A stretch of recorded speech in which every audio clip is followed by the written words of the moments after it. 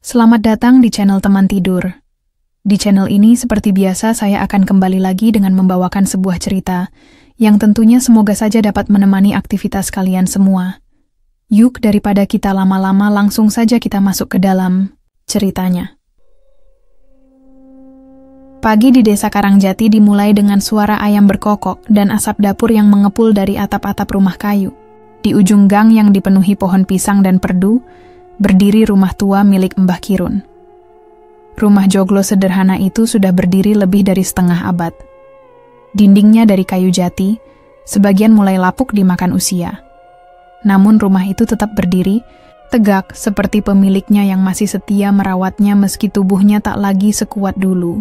Mbah Kirun, lelaki tua dengan rambut memutih dan punggung agak membungkuk, memulai harinya seperti biasa.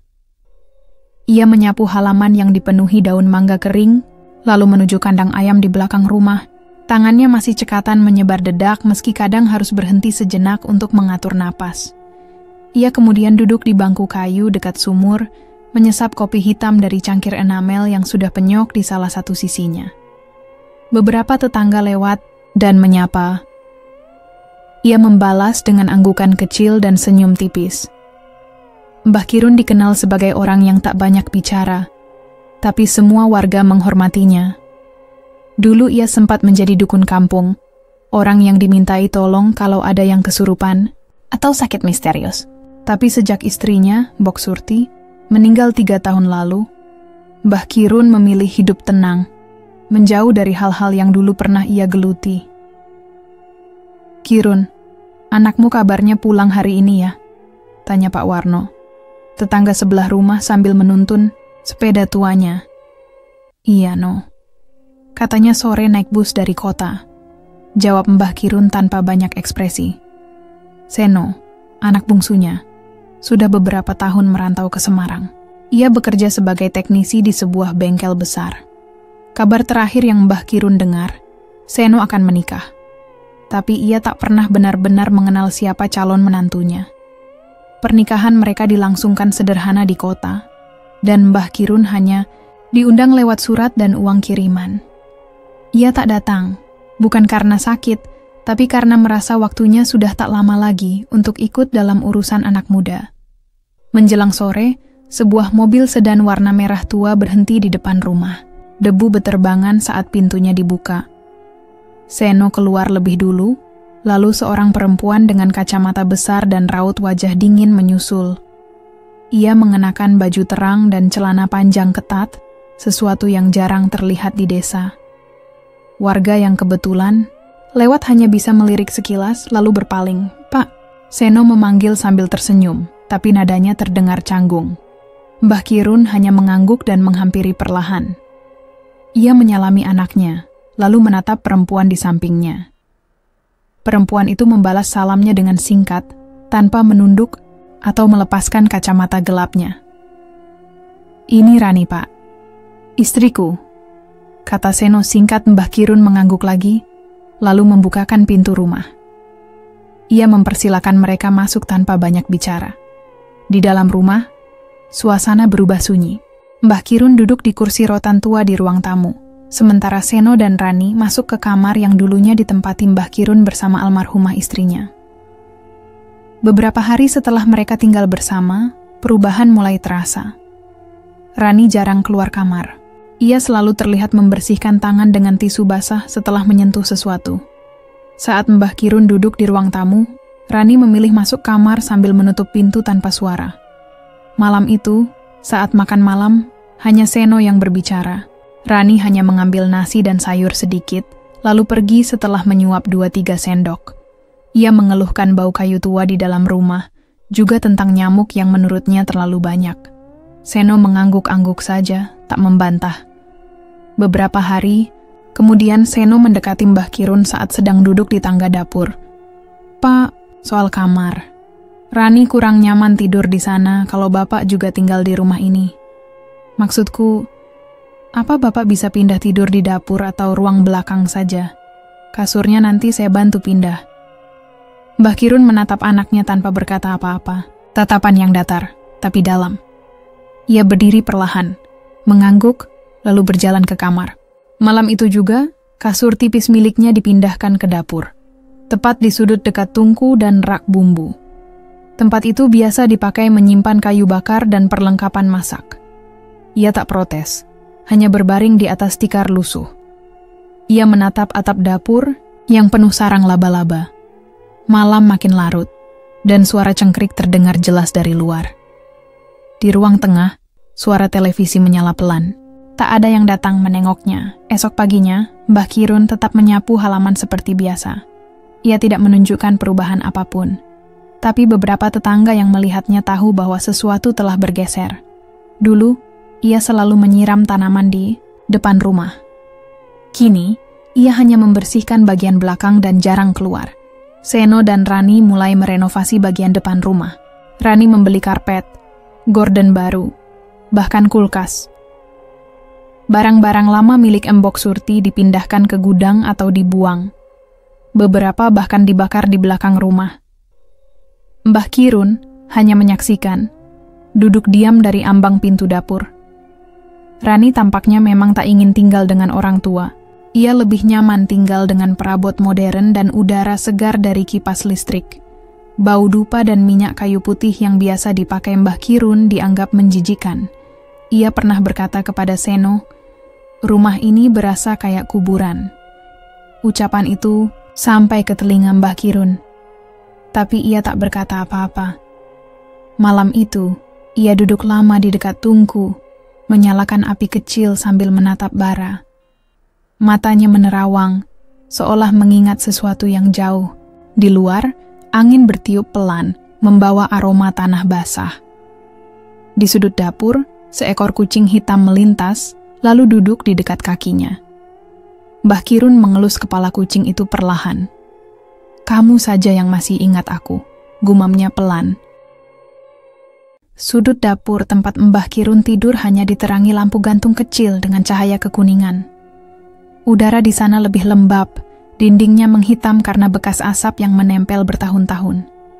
Di dekat tungku, ada rak kayu berisi botol-botol, lama, beberapa berlabel pudar. Lantai tanah liat sudah retak di beberapa tempat.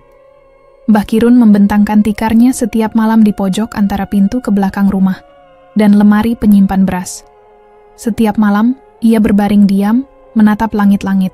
Tidak ada suara selain angin yang masuk dari sela-sela dinding kayu. Ia tidak pernah mengeluh, tidak juga bertanya kapan bisa kembali ke kamarnya. Ia hanya diam, tatapannya kosong, tapi tidak mati, seolah pikirannya sedang berada di tempat lain, dapur. Ini dulunya dibangun paling awal ketika rumah tersebut didirikan.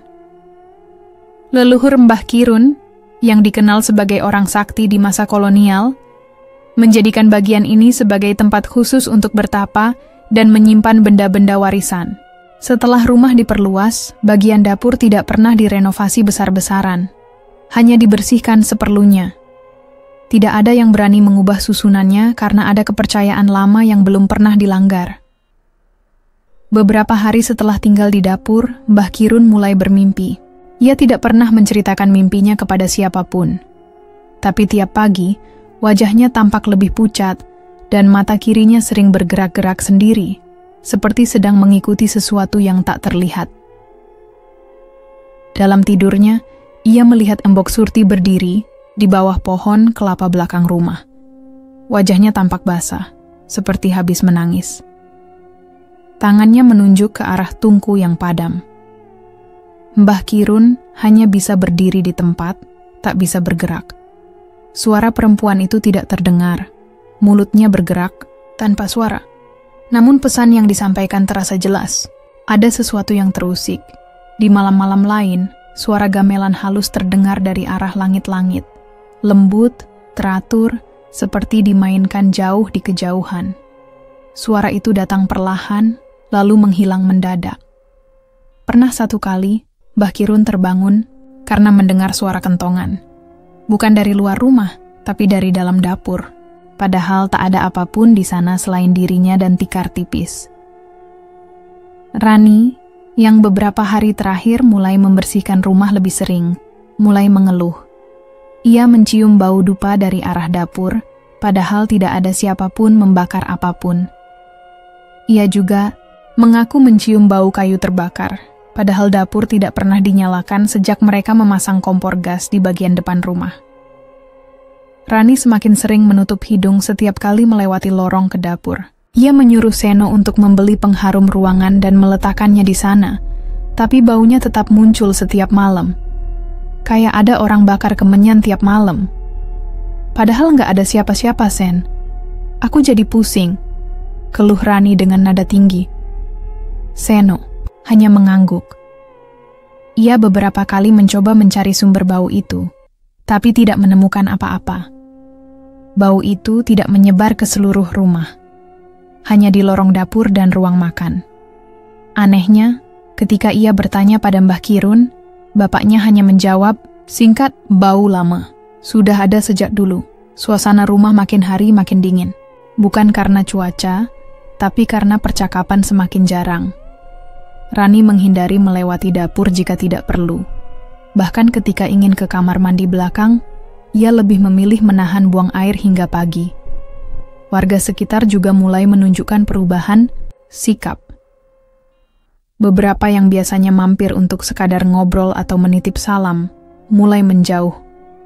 Ada 1-2 yang terlihat hanya berdiri di depan pagar, lalu segera pergi begitu melihat rumah itu. Mbah Kirun memperhatikan dari jendela kecil dapur.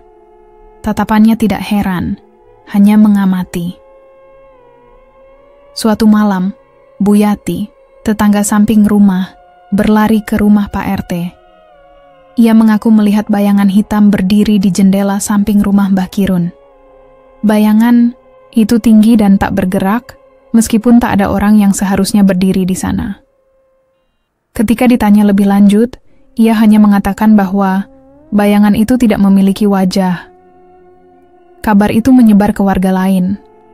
Sejak malam itu, tak ada lagi yang lewat depan rumah Mbah Kirun setelah maghrib. Beberapa anak-anak yang biasanya bermain di dekat gang memilih pulang lebih awal. Bahkan, penjual keliling yang biasa lewat setiap pagi mulai memotong rutenya agar tidak harus melewati rumah itu. Mbah Kirun tetap menjalani rutinitasnya seperti biasa. Ia menyapu halaman setiap pagi, meskipun tidak ada tamu yang datang. Ia memberi makan ayam, meski ayam-ayam itu kini tampak lebih gelisah dan sering berkokok di luar jam biasa. Kucing hitam yang sering menemaninya tidur di dapur pun kadang menatap ke arah tungku sambil mengeong pelan, seperti sedang memperingatkan sesuatu. Malam ke-14 sejak Mbah Kirun tinggal di dapur, suara gamelan terdengar lebih jelas. Tidak lagi halus. Kali ini terdengar seperti ditabuh dari dalam rumah. Rani terbangun dari tidurnya, tubuhnya berkeringat dingin. Ia membangunkan Seno dan menyuruhnya memeriksa dapur. Seno menyalakan senter dan perlahan berjalan ke belakang. Mbah Kirun duduk di depan tungku, menatap kosong ke api kecil yang entah dari mana asalnya. Tidak ada kayu terbakar, tapi nyala itu ada. Seno berhenti di ambang pintu, tidak berani masuk. Mbah Kirun tidak menoleh. Ia hanya bicara pelan. Jangan ganggu yang lama. Mereka tidak suka.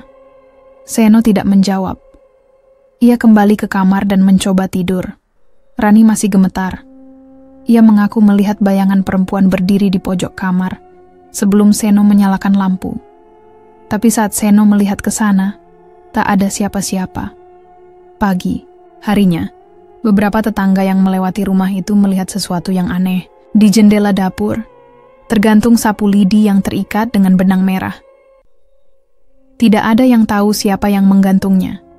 Tapi sejak saat itu, tidak ada lagi yang berani menatap rumah itu lebih dari beberapa detik.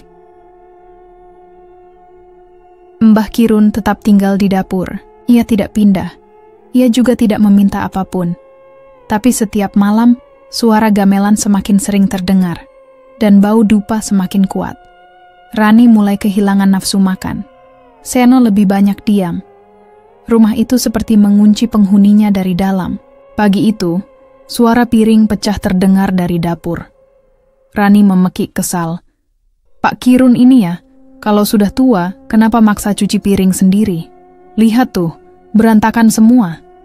Ia berdiri di lorong, tangan di pinggang, wajah merah karena emosi. Seno keluar dari kamar, lalu menatap ayahnya yang sedang jongkok, memunguti serpihan pecahan piring dengan pelan. "Sudah, Pak. Duduk saja. Jangan bikin repot," bentak Seno. Kali ini tanpa nada hormat sedikit pun. Mbah Kirun hanya mengangguk, lalu duduk di bangku kayu dekat tungku. Ia tak berkata apapun. Tangan tuanya sedikit gemetar. Sejak beberapa minggu terakhir, Rani semakin sering mencari alasan untuk memarahi Mbah Kirun. Dari hal kecil seperti bau dapur, sapu yang tidak diletakkan di tempat, atau langkah kaki yang dianggap terlalu keras saat malam. Ia mulai menutup pintu ruang tamu dan melarang Mbah Kirun duduk di sana. Bahkan saat ada tamu, Rani akan memastikan pintu ke dapur tertutup rapat agar tak terlihat bahwa mertua-tuanya tinggal di sana. Orang-orang bisa ilfil lihat rumah kita kalau ada orang tua yang bau kemenyan duduk di depan, katanya kepada Seno dengan nada jijik. Awalnya Seno hanya diam, tapi semakin lama ia juga berubah. Suaranya mulai naik setiap kali bicara pada ayahnya. Ia mempercayai kata-kata Rani bahwa keberadaan Mbah Kirun membawa pengaruh buruk bagi rumah. Mereka tidak pernah membahas soal mimpi, suara-suara, atau bayangan yang dilihat warga. Tapi sejak Mbah Kirun tinggal di dapur, semua hal aneh seakan dilimpahkan padanya sebagai penyebab. Suatu malam, hujan turun deras. Atap dapur bocor di satu sisi, menetes tepat di dekat tikar Mbah Kirun. Tubuhnya menggigil pelan. Ia demam sejak pagi, tapi tidak ada yang bertanya apakah ia butuh obat atau makanan hangat. Rani hanya menutup pintu dapur lebih awal agar udara dingin tidak masuk ke rumah utama. Seno hanya mengingatkan agar jangan lupa matikan lampu kalau mau tidur. Yang menemaninya hanya seekor kucing hitam yang sering datang dan pergi. Kucing itu tidak bersuara, hanya duduk di sudut memperhatikan. Kadang tidur meringkuk di dekat kaki Mbah Kirun, kadang menghilang tiba-tiba tanpa suara. Dini hari, setelah suhu tubuhnya sedikit menurun, Mbah Kirun duduk bersandar di lemari tua dapur. Tangannya meraba bagian belakang lemari, mencari celah kecil di papan kayu. Ia tahu letaknya, walau sudah bertahun-tahun tak disentuh. Saat menemukannya, ia mendorong satu papan kecil, memunculkan lubang persegi sekitar 1 jengkal. Dari dalamnya, ia menarik sebuah kunci besi yang sudah mulai berkarat. Kunci itu dulunya milik bapaknya. Benda itu hanya digunakan untuk membuka satu peti tua di bawah lantai dapur, yang tersembunyi di balik papan rahasia. Ia berdiri perlahan, membuka papan lantai dekat tungku yang tampak biasa. Di bawahnya ada rongga tanah dengan sebuah peti kayu besar. Debunya tebal, warnanya gelap karena usia. Ia menyeka bagian atas peti, lalu memasukkan kunci ke lubang yang nyaris tertutup sarang laba-laba. Bunyi klik yang pelan terdengar saat peti terbuka. Di dalamnya tersimpan benda-benda yang tak pernah ia sentuh lagi sejak muda. Ada kain berwarna, coklat tua yang membungkus sesuatu, botol-botol kecil dari tanah liat, serta sebuah cermin kecil berbingkai kayu ukiran kuno. Ukiran itu membentuk pola matahari yang dikelilingi wajah-wajah manusia. Ia memegang cermin itu dengan kedua tangan. Permukaannya masih utuh, walau ada noda buram di bagian tengah. Ketika ia mengarahkan cermin ke wajahnya, pantulannya tidak sempurna. Sosok yang tampak bukan hanya dirinya, tapi juga bayangan lain di belakang. Bayangan yang tidak ada di dunia nyata. Di sebelah cermin itu, tergeletak gulungan kain kafan yang telah lusuh. Mbah Kirun membuka sedikit gulungan itu dan melihat ada potongan rambut dan tali berwarna merah yang diikat rapi.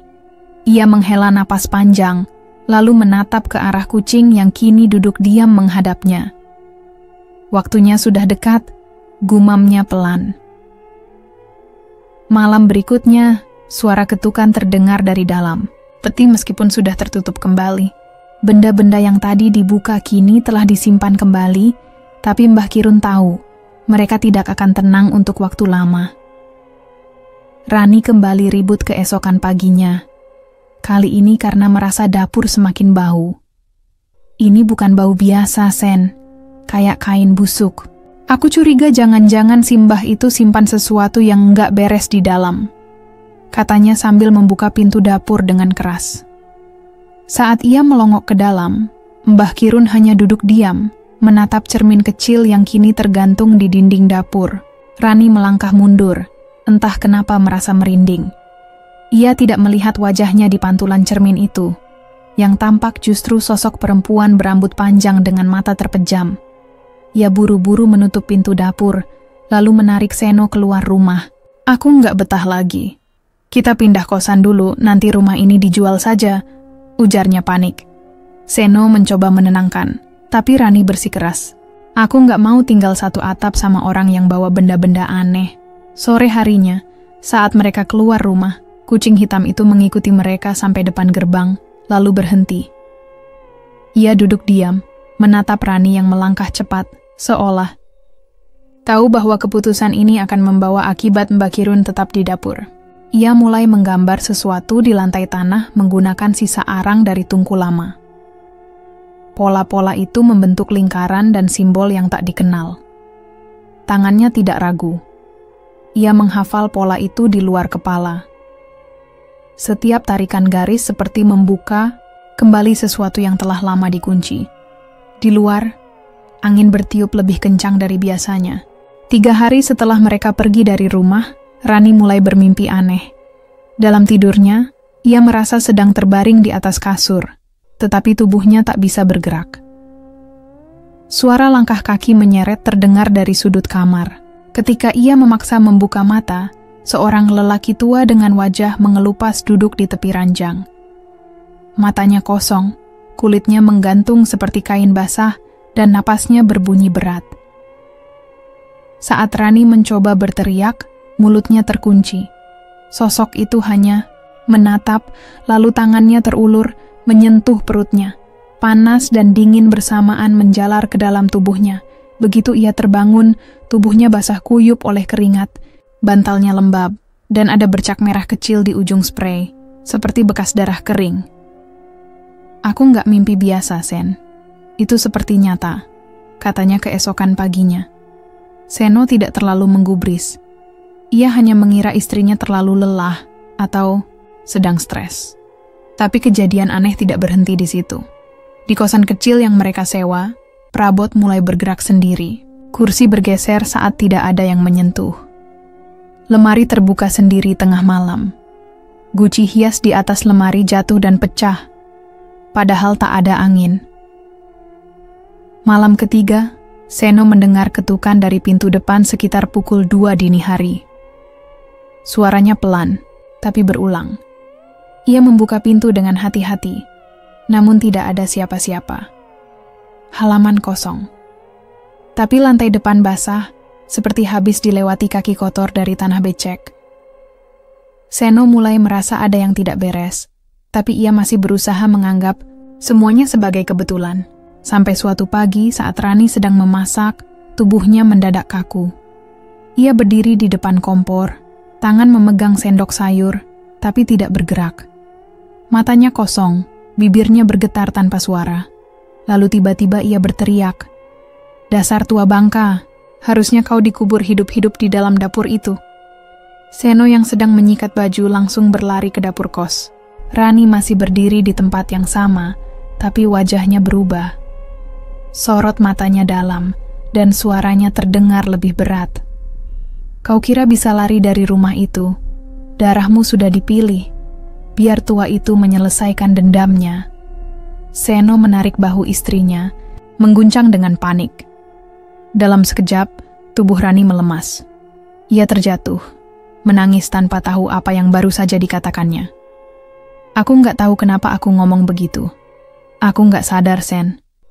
Hari itu juga, Seno pergi ke rumah Pak Gondo. Dukun desa yang dikenal sejak kecil. Ia memohon agar Pak Gondo datang memeriksa rumah dan istrinya, tapi sesampainya di depan rumah lama Mbah Kirun, Pak Gondo berhenti di jalan setapak. "Aku tidak bisa masuk," katanya singkat. "Kenapa, Pak?" "Tolong, istri saya kerasukan. Rumah ini seperti dihuni sesuatu sekarang." Pak Gondo menggeleng perlahan. "Tempat ini bukan seperti dulu. Dapur itu sudah terbuka. Aku bisa mencium baunya dari sini. Seno memaksa. Tolong bantu kami. Apa yang harus saya lakukan? Pak Gondo menatap ke arah rumah dengan sorot khawatir. Apa yang kau bangunkan, Kirun? Itu bukan untuk dendam pribadi. Seno terdiam. Maksud Bapak? Leluhur keluargamu menyegel sesuatu di bagian dapur. Makhluk itu tidak boleh dipanggil sembarangan. Sekalinya bangkit, ia hanya menerima satu jenis tumbal, darah keturunan. Tidak akan kenyang sampai yang membangunkannya dibayar lunas. Seno merasa perutnya mual. Ia tahu ayahnya pernah bicara soal peti tua, tapi ia selalu menganggap itu sekadar cerita masa lalu. Ia tidak tahu kalau istri dan dirinya ikut terseret dalam sesuatu yang lebih dalam dari sekadar konflik keluarga. Sementara itu, di rumah tua, Mbah Kirun duduk di tikar dapur. Cermin kecil di dinding menghitam.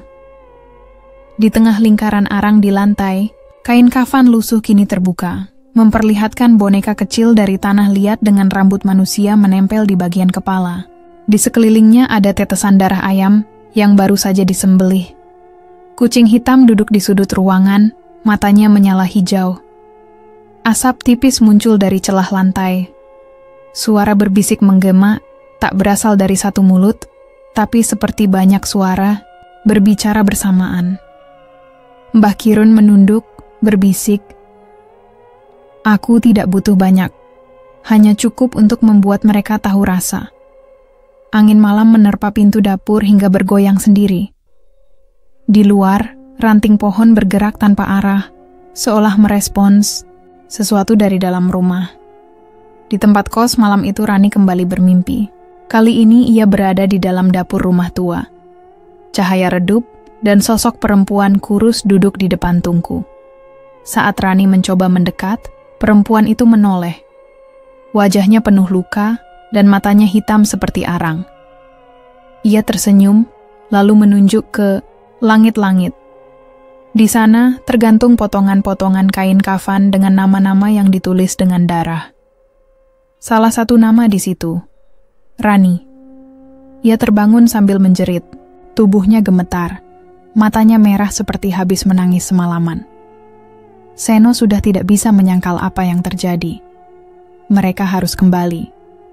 Tapi bukan untuk menantang, melainkan untuk memohon.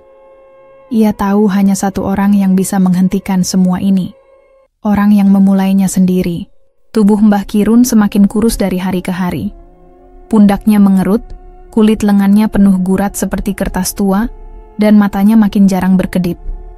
Tapi meski tampak lemah, ada sesuatu yang membuat suasana dapur jadi semakin mencekam. Tiap malam suara gamelan halus terdengar samar-samar dari dalam rumah. Irama kendang dan gong seperti datang dari bawah lantai dapur. Warga sekitar mulai membicarakan rumah itu lagi. Beberapa tetangga mengaku mendengar suara perempuan tertawa lirih di malam buta. Ada juga yang melihat nyala api dari jendela dapur, padahal rumah tampak gelap dari luar. Tapi tidak ada yang berani mendekat. Mereka tahu sesuatu yang dulu tersembunyi kini mulai bangkit. Di tempat kos yang mereka tinggali sementara, Rani merasa semakin terganggu. Ia sering merasa matanya ditatap dari sudut ruangan yang gelap. Kadang terdengar suara seperti orang menggaruk tembok dari balik kamar mandi. Seno mencoba menenangkan, tapi sikapnya sendiri sudah berubah. Ia lebih sering melamun, seperti pikirannya tidak pernah benar-benar hadir. Pada suatu siang, Rani kembali ke rumah lama. Ia tidak bilang apa-apa pada Seno. Ada dorongan aneh yang membuatnya ingin tahu apa sebenarnya yang sedang terjadi di sana. Rumah itu tampak lebih suram dari sebelumnya. Halaman belakang penuh daun kering, dan pintu dapur sedikit terbuka. Saat melangkah masuk, ia mencium bau yang aneh, seperti tanah basah bercampur dengan minyak gosok dan sesuatu yang hangus. Ia melihat tikar tua di sudut dapur, tempat Mbah Kirun biasa tidur. Tapi kini tikar itu penuh goresan-goresan hitam. Ketika Rani mendekat, ia sadar itu bukan sembarang coretan. Tulisan aksara Jawa kuno memenuhi permukaan tikar. Di antara goresan, itu ada bercak merah yang sudah mengering. Aromanya menyengat seperti darah hewan yang dibiarkan menempel terlalu lama. Ia menutup hidung, lalu mundur perlahan. Tapi sebelum ia bisa melangkah keluar, suara dari arah tungku membuatnya berhenti. Ia berbalik. Mbah Kirun duduk membelakangi pintu, menghadap tungku yang menyala. Tidak ada kayu di sana. Api menyala tanpa bahan bakar. Lidah apinya menjilat tinggi, hampir mencapai langit-langit dapur. Mbah Kirun bergumam pelan. Suaranya seperti membaca sesuatu, tapi tidak jelas. Nada suaranya naik turun, seperti menyanyikan mantra. Rani terpaku. Ia ingin lari, tapi tubuhnya tidak bisa bergerak. Matanya terus menatap api yang semakin besar, lalu ke wajah Mbah Kirun yang tampak seperti orang lain, bukan ayah mertua yang lemah, melainkan seseorang yang sangat asing. Kucing hitam yang biasanya berkeliaran di sekitar dapur tergeletak kaku di dekat kaki Mbah Kirun. Tubuhnya diam, matanya terbuka lebar, dan dari mulutnya keluar darah kental. Rani menahan napas. Udara di ruangan tiba-tiba menjadi sangat panas, seperti tengah hari di musim kemarau. Mbah Kirun tiba-tiba bicara lantang. Darah harus dibayar dengan darah. Yang hina harus menggantikan yang dihina. Nada suaranya tidak seperti biasanya. Lebih berat dan dalam. Seolah bukan hanya dia yang berbicara, tapi ada suara lain yang menyertainya. Ia menoleh perlahan ke arah Rani. Sorot matanya tajam, tanpa rasa iba. Rani tersentak. Tubuhnya berhasil bergerak. Ia berbalik dan berlari keluar rumah tanpa menoleh lagi. Saat melewati ruang tengah, ia hampir tersandung oleh tali rafia yang tergulung aneh di lantai. Ia tidak tahu sejak kapan tali itu ada di sana. Saat tiba di luar, udara dingin menyambut. Tapi bukan karena waktu sudah malam. Langit masih terang, tapi hawa di sekitar rumah seperti tertutup sesuatu. Bahkan suara jangkrik pun tidak terdengar. Ia menghidupkan motor dan segera kembali ke kos tanpa berkata apa-apa. Malam itu, Seno terbangun oleh suara ketukan di jendela. Ia mendekat, mengintip dari sela tirai. Tidak ada siapa-siapa. Tapi ketika ia menoleh ke belakang, Rani duduk di lantai kamar, menatap kosong ke dinding. "Aku lihat tikarnya," katanya pelan. Semua ditulis, seolah menyiapkan sesuatu. Dan kucing itu mati. Api nyala sendiri. Seno tidak langsung menjawab. Ia tahu semua itu bukan khayalan. Sejak kecil ia pernah mendengar tentang leluhur mereka, tentang perjanjian lama yang hanya boleh diingat jika kepepet. Tapi ia tidak menyangka bahwa ayahnya benar-benar membangunkannya kembali. "Apa maksudnya darah diganti darah?" tanya Rani. Seno hanya menatap lantai. Ia tahu jawaban itu tidak bisa dihindari lebih lama. Kalau benar yang dibangkitkan adalah penjaga dapur keluarga, satu-satunya cara memuaskannya adalah dengan tumbal dari garis darah sendiri. Rani terdiam lama. Kemudian ia bertanya dengan suara gemetar. "Kalau begitu siapa yang akan jadi tumbal?" Tak ada jawaban dari Seno. Tapi ia tahu, bukan hanya satu orang yang terlibat. Semuanya akan ditarik kembali ke rumah itu. Rumah yang kini sudah menjadi perangkap. Hari itu, warga desa Karangjati berkumpul di pinggir sungai Sentono. Mereka membawa sesaji, kepala ayam, kembang 7 rupa, bubur merah putih, dan kelapa muda. Hari larung hanya dilakukan setahun sekali sebagai bentuk syukur dan permohonan keselamatan kepada leluhur desa. Gending Jawa mengalun pelan dari seperangkat gamelan yang dimainkan oleh para pemuda desa. Namun di rumah Mbah Kirun, sesaji yang disiapkan bukan untuk keselamatan. Di atas tampah bambu, ada buntalan kain hitam berisi kuku jari, selembar rambut panjang, dan tanah kuburan. Bau menyengat dari dupa bercampur belerang menguasai ruang dapur. Mbah Kirun duduk bersila menghadap tungku. Mulutnya bergerak cepat membaca doa dalam bahasa yang tidak dikenal kebanyakan orang. Di kamar depan, Rani mulai menunjukkan perubahan mencolok. Tubuhnya menggigil hebat, mata mendelik, dan dari mulutnya keluar suara berat yang tak sesuai dengan tubuhnya. Ia menyebut nama-nama yang tidak pernah dikenal Seno, Kirtiwirya, Reksonegoro, dan Satmadharma. Nama-nama itu terdengar seperti dari silsilah lama, mungkin para leluhur keluarga Mbah Kirun yang pernah memiliki peran penting di masa lalu. Seno hanya bisa berdiri bingung. Ia mencoba memegang tubuh istrinya, tapi tiba-tiba Rani menoleh tajam dan berteriak, "Kau ikut membiarkan, kau tahu apa yang dibuangnya." Suaranya menggema seperti keluar dari ruangan kosong. Napas Seno tercekat. Ia tahu, ini bukan lagi sekadar gangguan, ini hukuman. Menjelang maghrib, suasana rumah berubah drastis. Dinding-dinding berderit seperti akan runtuh. Lampu berkedip, lalu mati sama sekali. Seno bergegas mencari senter, tapi cahaya dari dapur lebih terang dari biasanya. Ia melangkah ke arah cahaya itu. Begitu membuka pintu dapur, ia terpaku. Cermin, tua peninggalan keluarga yang selama ini tergantung diam, kini bersinar samar. Di permukaannya muncul bayangan. Terlihat jelas sosok Rani sedang membuang kotak kayu ke dalam sumur belakang rumah beberapa minggu lalu. Kotak itu milik almarhumah Mbok Surti, berisi kain pembungkus dan kunci kuno. Rani pernah bilang benda itu kotor dan menakutkan. Ternyata, tindakan itu adalah pemicu utama. Tiba-tiba nyala api dari tungku membesar.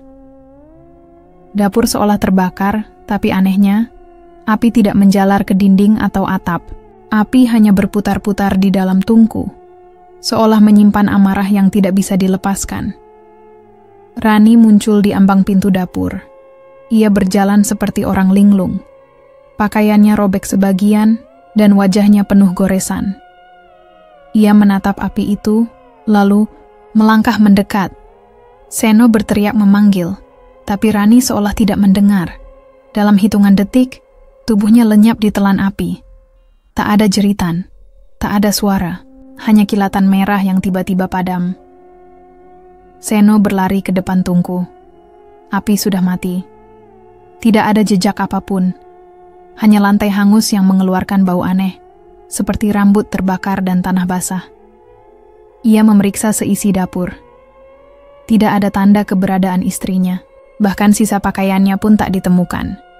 Seno kembali ke kamar, mencari Mbah Kirun. Tapi tikar tempat ayahnya biasa tidur sudah kosong. Tidak ada selimut, tidak ada bantal. Semuanya hilang seperti tersapu angin.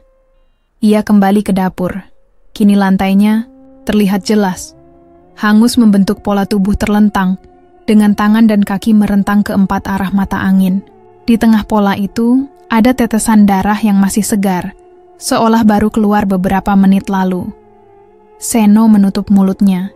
Ia melangkah mundur, nyaris jatuh. Dari balik jendela dapur, bayangan hitam berdiri diam. Sosok itu tidak memiliki wajah, hanya seperti tubuh manusia tanpa bentuk pasti. Tapi Seno merasa itu bukan sembarang bayangan. Ada kekuatan lama yang sudah bangkit. Dan kini, tidak ada yang bisa menghentikannya. Suara lonceng dari kejauhan menandakan larung sesaji di sungai telah selesai. Tapi di rumah itu, sesaji yang sebenarnya baru dimulai. Pagi itu, warga desa Karangjati berkumpul di depan rumah Mbah Kirun. Api telah melalap sebagian besar bangunan. Ruang tengah hangus, atap roboh, dan jendela pecah. Tapi yang membuat semua heran, dapur rumah itu masih berdiri utuh. Tak satu pun bagian dindingnya terbakar. Bahkan abu pun tak menempel di lantainya. Petugas desa yang memeriksa tempat kejadian tidak menemukan sisa-sisa tubuh manusia. Namun Seno terduduk di pelataran rumah dengan pandangan kosong. Wajahnya kotor, mata sembab, edalswuknya gemetar. Beberapa warga mencoba bertanya, tapi ia hanya menjawab dengan kalimat pendek, "Semua salahku." Rani tidak pernah kembali. Nama dan wajahnya lenyap dari semua aktivitas desa. Tak ada laporan ke polisi, tak ada pencarian resmi. Orang-orang memilih diam. Mereka tahu rumah itu bukan sekadar tempat tinggal. Banyak yang percaya tempat itu menyimpan hal-hal yang sebaiknya tidak disentuh lagi. Beberapa hari setelah kejadian, Seno memilih tetap tinggal di sisa rumah itu. Ia membangun sekat sementara dengan seng papan dan tidur di ruang belakang, tak jauh dari dapur yang masih berdiri. Ia jarang bicara, tak lagi ikut ronda atau ke pasar. Banyak yang melihatnya berdiri di depan tungku kosong sambil komat kamit, entah bicara dengan siapa. Mbah Kirun sendiri tak pernah ditemukan. Sejak malam saat api melahap rumah itu, sosoknya tidak terlihat lagi. Tak ada yang tahu kemana ia pergi. Namun kabar-kabar aneh mulai menyebar. Beberapa warga yang kebetulan melintas saat subuh mengaku melihat seorang kakek menyapu halaman rumah Mbah Kirun. Tubuhnya bungkuk, mengenakan baju abu-abu lusuh. Tapi saat didekati, sosok itu hilang di balik pohon atau tembok. Tidak pernah bisa dikejar. Ada juga yang bersumpah mendengar suara batuk-batuk tua dari dalam dapur, meski rumah itu sudah kosong. Setiap malam Jumat Kliwon, rumah itu mengeluarkan bau khas. Dupa dan kemenyan yang terbakar perlahan. Tidak tajam, tapi cukup menusuk jika berdiri dekat pagar. Beberapa anak muda mencoba mendekat untuk membuktikan cerita itu, tapi semua gagal masuk ke dapur. Pintu belakang selalu terkunci rapat, dan siapapun yang nekat memaksa masuk akan jatuh sakit keesokan harinya. Pak Rodi, tetua kampung, akhirnya bicara di balai desa. Ia bilang, apa yang terjadi bukan sekadar kesialan. Dendam yang dibangunkan oleh ketidakadilan akan mencari jalannya sendiri. Warisan keluarga Mbah Kirun tidak berupa tanah atau emas. Yang diwariskan adalah penjaga, dan penjaga itu tidak mengenal maaf, katanya dengan wajah serius. Seno akhirnya meninggalkan rumah itu setahun kemudian. Tubuhnya kurus, dan wajahnya seperti orang yang tidak pernah tidur. Ia menitipkan kunci rumah kepada Pak Rodi, tapi pesan terakhirnya justru membuat bulu kuduk warga berdiri. Kalau ada yang mau tinggal di sana, pastikan mereka hormat pada siapa yang pernah jadi tuan rumah. Kalau tidak, mereka akan berbicara langsung dengan yang tinggal di balik dapur. Setelah kepergian Seno, rumah itu benar-benar kosong. Tapi gangguan tidak berhenti. Beberapa tetangga melaporkan suara aneh dari arah dapur, seperti orang mengaduk air, menggerus lesung, atau memainkan saron kecil. Bahkan, Pak Lurah sendiri mendengar suara gamelan halus saat lewat pukul 2 dini hari. Ia mengira ada orang iseng, tapi saat datang keesokan harinya, rumah itu tetap terkunci dan tak ada jejak siapapun. Waktu berjalan, dan rumah itu menjadi bagian dari cerita larangan desa. Anak-anak dilarang bermain terlalu dekat. Remaja tak ada yang berani mencoba uji nyali di sana.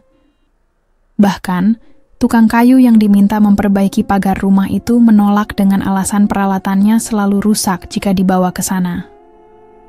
Setiap tahun, tepat di tanggal kejadian kebakaran, sebuah bekas darah akan muncul di lantai dapur, berbentuk oval seperti tubuh manusia. Muncul pagi hari, hilang menjelang siang, dan akan kembali setahun kemudian. Tidak bisa dibersihkan, tidak bisa dihapus. Warga hanya menganggap itu sebagai pengingat. Waktu makin berganti. Anak-anak tumbuh dewasa dan mulai melupakan cerita rumah itu. Tapi beberapa orang tua tetap menjaga jarak. Mereka tahu, dendam yang berasal dari penghinaan terhadap darah sendiri tidak mudah hilang. Ia akan diam, tapi tidak akan tidur. Dan warisan itu kini hanya menunggu orang berikutnya yang cukup ceroboh untuk meremehkannya.